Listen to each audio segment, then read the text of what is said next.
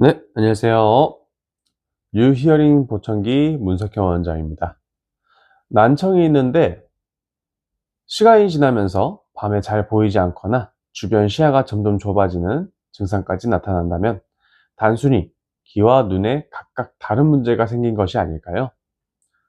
오늘 알아볼 어셔증후군, 청력과 시력에 함께 영향을 줄 수 있는 유전 질환입니다. 경우에 따라서 균형이 있는 평형 기능에도 영향을 줄 수 있는데요. 오늘은 어셔 증후군이 무엇인지, 어떤 증상이 나타나는지, 그리고 난청이 있을 때는 어떻게 대응하는지 쉽게 알아보도록 하겠습니다. 어셔 증후군의 가장 대표적인 특징은 크게 두 가지인데요. 첫 번째는 감각신경성 난청, 두 번째는 망막 색소 변성입니다.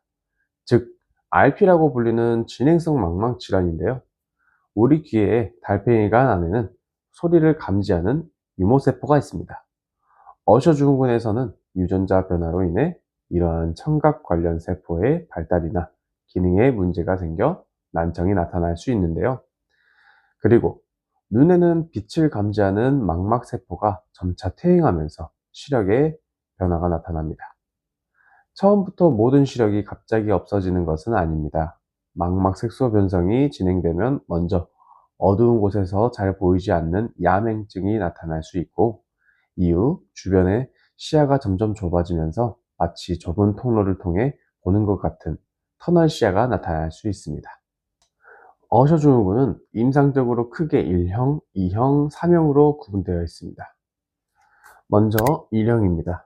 1형은 태어날 때부터 심도 이상의 난청이나 농이 나타나는 경우가 많고 평행 기능에도 문제가 생길 수 있습니다.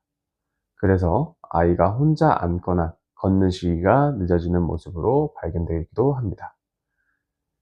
시력 문제 역시 비교적 이른 시기에 시작될 수 있는데요.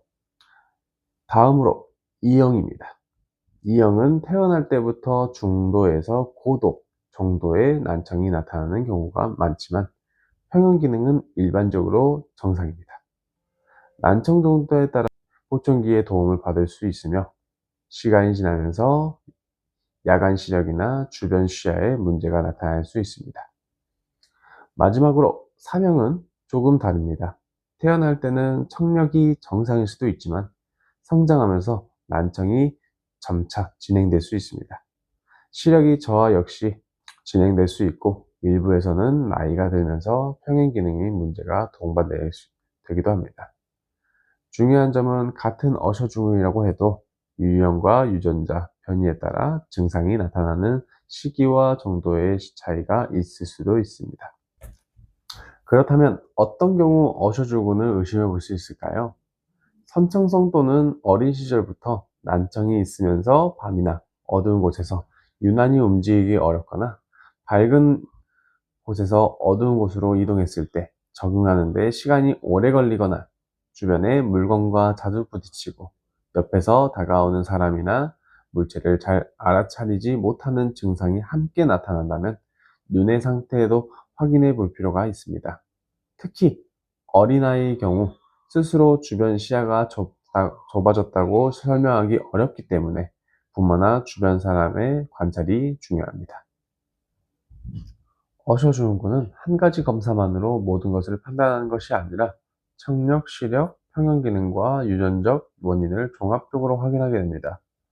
청력 검사를 통해 난청의 정도와 형태를 확인하고 안과에서는 망막 상태와 주변 시야를 확인합니다. 필요에 따라 망막의 빛이 어떻게 반응하는지 확인하는 망막 전이도 검사, ERG나 OCT 등의 검사가 시행될 수 있습니다. 또한 평형 기능 검사와 함께 유전자 검사가 진단에 중요한 역할을 할 수 있는데요. 어셔 증후군은 상형색체 열성 방식으로 유전되는 것으로 알려져 있어 가족력이나 유전적 위험을 평가할 때는 전문적인 상담이 도움이 될 수 있습니다. 현재 어셔 증후군 자체를 완전히 치료하는 방법은 확립되어 있지 않지만 청력과 시력의 상태에 맞는 적절한 재활 관리가 중요합니다. 난청의 정도에 따라 보청기를 활용할 수 있으며 난청이 매우 심한 경우에는 전문적인 평가를 통해 인공화호를 고려하기도 합니다. 특히 성장기 아동에서는 청각 정보를 충분히 활용할 수 있도록 가능한 한 이른 시기에 청력 상태를 정확하게 평가하고 적절한 의사소통 방법과 청각 재활 계획하는 것이 중요합니다. 어셔증후군은 단순히 귀가 잘 들리지 않는 난청만의 문제가 아니라 청력과 시력, 경우에 따라 평형 기능까지 함께 살펴봐야 하는 유전 질환입니다.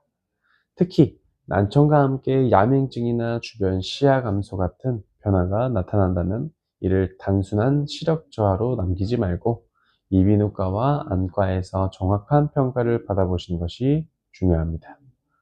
청력에 대한 정확한 이해가 더 나은 청취 생활이 시작입니다. 지금까지 뉴히어링 보청기였고요. 좋아요와 알람 설정 꼭 눌러주세요. 네, 감사합니다.